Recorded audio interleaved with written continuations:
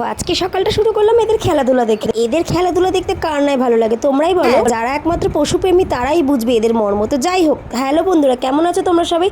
আর দেখো সাথে আজকে দিনটা শুরু করা গেল। তো যাই হোক, তারপরে আমি বেরিয়ে পড়লাম। দেখো আজকে এখন আমার অফিসে যাওয়ার জন্য। আর এত রোদ্দুর বাবা, কি বলবো তোমাদের, যেমন রোদ্দুর ভাই তেমন গরম।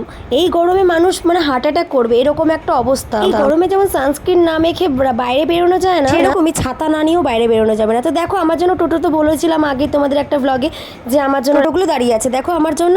তো যাই হোক, আমি তাড়াতাড়ি টোটোতে উঠে পড়লাম, কারণ এত রোদ্দুরে আমার আর একটুখানিও থাকতে ইচ্ছে করছে না। আর তারপরে আমি এখন টোটোতে উঠে পড়ছি। যখন আমি ভিডিওটা অন করেছিলাম তখন শুধু টোটোওয়ালা কাকুটা আমার দিকে তাকাচ্ছিল। দেখো তোমাদের সাথে কথা বলতে বলতে আমি স্টেশনেও চলে এসেছি। আর এখানে খুচরো পয়সা অ্যালাউ করে না, সেটা আমার জানা ছিল না। টিকিট কাটতে গেছি, আমি যখন খুচরো পয়সাটা দেখালাম ওনাকে, আমাকে বললো খুচরো নেই হোগা ইহা পে, তুম উধার চালা যাও, উধার সে লাইন খাড়া হোকে তুম টিকিট লো। যথাযথভাবে আমি আবার ওনার কথাগুলো শুনে গিয়ে পই করে লাইনে দাঁড়িয়ে পড়লাম।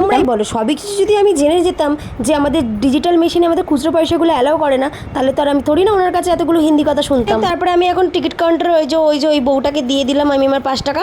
আর 5 টাকা ভাবছো তো 5 টাকা আবার কিসের জন্য টিকিট ভাড়া নিচ্ছে? হ্যাঁ, আমাদের চুঁচুড়া থেকে শ্রীরামপুর পর্যন্ত 5 টাকাই, মাত্র 5 টাকা, জানো তো? এই তুমি এই 5 টাকার সাহায্যে তুমি চুঁচুড়া থেকে শ্রীরামপুর থেকে আবার চুঁচুড়া এরকম আসতে পারবে। দেখেছো আমাদের এখানে কত ফেসিলিটি। যাই হোক, তারপরে আমার টিকিট কাটা হয়ে গেছে। আর টিকিট কাটা হয়ে যাওয়ার পর সঙ্গে সঙ্গে দেখছি বাবা ট্রেন ঢুকে গেছে। কিন্তু না না না, এটা তো আমার ট্রেন না, কারণ এই ট্রেনটা ডাইরেক্ট হাওড়া।